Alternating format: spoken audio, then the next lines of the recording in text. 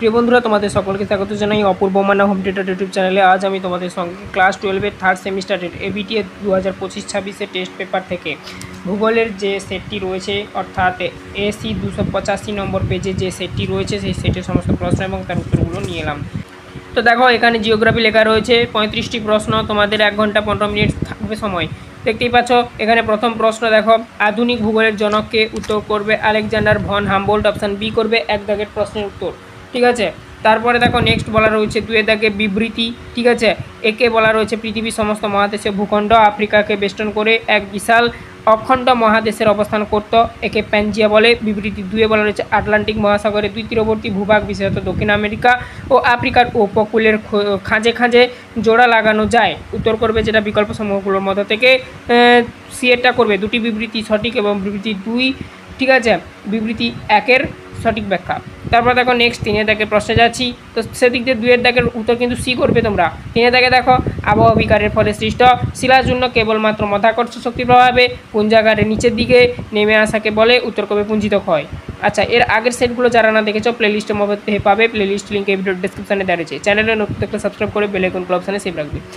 4 দাগের প্রশ্ন দেখো, হিমবাহ পর্বতের খাড়া ঢালে মধ্য দিয়ে নিচে নামার সময় বরফাবৃত পর্বতগাত্র এবং হিমবাহের মধ্যে যে ফাঁকের সৃষ্টি করে তাকে বলা হয় বার্গসুন্ড। অপশান এ করবে উত্তরটি 4 দাগের। 5 দাগের প্রশ্ন দেখো, চুনাপাথরের গুহার মধ্যে স্ট্যালাকটাইট ও স্ট্যালাগমাইট একসঙ্গে যুক্ত হলেই তাকে বলে। উত্তর করবে যেটা পিলার বা স্তম্ভ।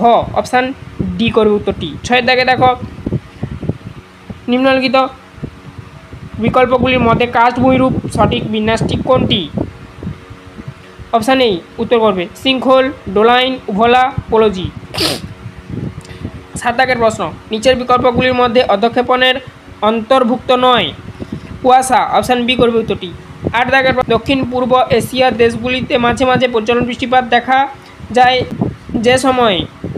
অপশান এ করবে উত্তরটি গ্রীষ্মকাল ও বর্ষাকালে। 9 দাগে দেখো, দক্ষিণ পশ্চিম মৌসুমি বায়ু যে পাহাড়ে বাধা পেয়ে চেরাপুঞ্জি মৌসুমি নামে মধ্যে সর্বাধিক বৃষ্টিপাত ঘটায়। খাসি পাহাড়। খাসি পাহাড় করবে উত্তরটি। 10 দাগে দেখো, নিম্নলিখিত বিকল্পগুলির মধ্যে গঠন ও ভূমিরূপগতভাবে সমুদ্র তলদেশে ভূমিরূপের সঠিক পর্যায়ক্রমিক বিন্যাস। অপশান বি করবে উত্তরটি মহিঢাল, মহিষোপান, গভীর সমুদ্র সমভূমি, গভীর সমুদ্রখাত, সামুদ্রিক জলশিরা। তারপর দেখো 11 দাগে, সমুদ্র জলে যে প্রকারের লবণ সবচেয়ে বেশি থাকে। উত্তর করবে সোডিয়াম ক্লোরাইড। অপশান সি করবে উত্তরটি। 12 দাগে, একই অক্ষাংশে অবস্থিত হওয়া সত্ত্বেও আটলান্টিক মহাসাগর অপেক্ষা ভূমধ্য সাগরের জলের লবণতা বেশি হওয়ার কারণ অধিক বাষ্পভবন ও মিষ্টি জলের স্বল্প প্রবাহ। অপশান সি করবে 12 দাগের উত্তর। আচ্ছা, ক্যামেরাটা মাঝে মাঝে আবঝা হয়ে যাচ্ছে, তোমরা একটু মানিয়ে নেবে। আচ্ছা, 13 দাগে দেখো কী বলা রয়েছে, সমুদ্র জলের গড় উষ্ণতা 27 ডিগ্রি সেলসিয়াস।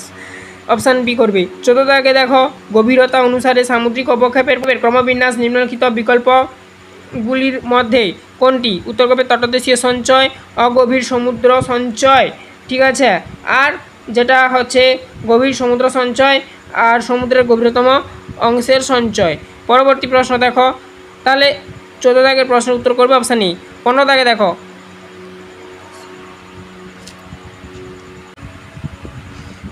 এখানে বলা রয়েছে 15 দাগের পাশাপাশি 2টি ভিন্ন প্রকৃতির বাস্তুতন্ত্র একটি অন্তর্বর্তী সংকীর্ণ অঞ্চলে মিশে যে পরিবর্তনশীল মিশ্র বাস্তুতন্ত্র গড়ে ওঠে তাকে বলে। উত্তর করবে ইকোটোন। এবারে পার্ট বিতে দেখো, 16 দাগের প্রশ্ন, মার্কিন যুক্তরাষ্ট্রে ও কানাডায় যে আকৃতির জনসংখ্যার পিরামিড দেখা যায়। উত্তর করবে ঘণ্টা আকৃতি। অপশান বি করবে উত্তরটি। এবারে দেখো পরবর্তী পেজে এসো।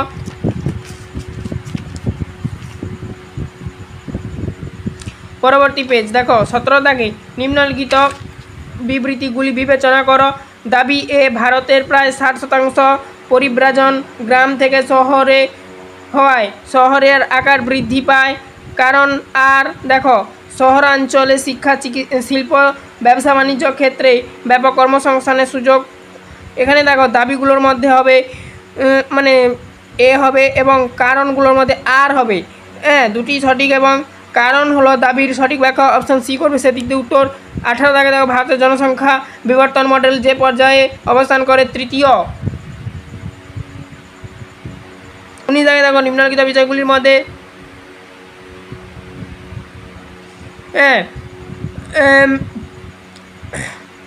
গাঙ্গেয় সমভূমি সর্বাধিক ঘনবসতিপূর্ণ অঞ্চল হিসাবে পরিণত হওয়ায় সঠিক কারণ নয়। উত্তর করবে খনিজ কার্যাবলী। আচ্ছা, উত্তর করবে উর্বর সমতল ভূমি। এই প্রশ্নটা একটু ডিফেক্টেড বা ডাউট প্রশ্ন। এখানে খনিজ কার্যাবলী এটাও একটু বেশি সংখ্যক মানে জায়গায় দেখতে পাচ্ছি। আবার এই যে উর্বর সমতল ভূমি সব থেকে বেশি জায়গায় এটা দেখতে পাচ্ছি। তো আমি বলবো তোমরা উর্বর সমভূমি পড়বে। জনসংখ্যা বৃদ্ধি শুধুমাত্র ড্যাশ দ্বারা ঘটে না। উত্তর করবে জন্মহার ও মৃত্যুহার দুটোই কমেছে। তারপর দেখো 21 দাগে সঠিক বিকল্পটি চয়ন করো। বিক্ষিপ্ত জনবসতির অবস্থানকে প্রভাবিত করে এমন কিছু কারণ হলো। উত্তর করবে বন্ধুর ভূপ্রকৃতি, প্রতিকূল জলবায়ু, পশুপালন, নিরাপত্তা। অপশান এ করবে উত্তরটি। 22 দাগে দেখো ভারতীয় রাজধানী যেমন new Delhi, Geneva, Washington DC, London, Moscow, Canberra, Paris dash শহরে শ্রেণীভুক্ত প্রশাসনিক শহরে অন্তর্ভুক্ত। তারপর দেখো 23 দাগে বলা রয়েছে দেখো দুটি রাস্তা সমকোণে মিলিত হলে সেখানে যে আকৃতির গ্রামীণ বসতি গড়ে ওঠে তা হলো এল আকৃতির। পরবর্তী পেজে চলো।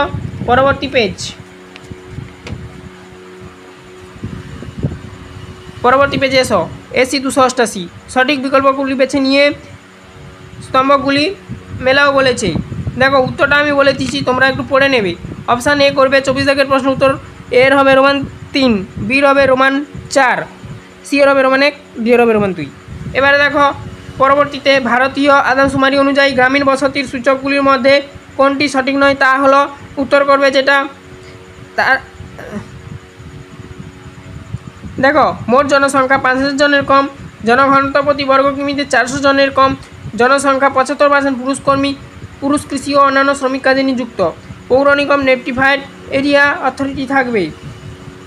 বলছে গ্রামীণ আদমশুমারি অনুযায়ী, ঠিক আছে, 5000 জনের কম। অপশান এ করবে উত্তরটি। পার্ট সিতে আসো 26 দাগে ভারতের 4টি সর্বাধিক জনঘনত্বপূর্ণ কেন্দ্রশাসিত অঞ্চল 2011 সালের আদমশুমারি অনুযায়ী হলো দিল্লি, চণ্ডীগড়, পাদুচেরি, দমন ও দিউ। অপশান এ করবে উত্তরটি।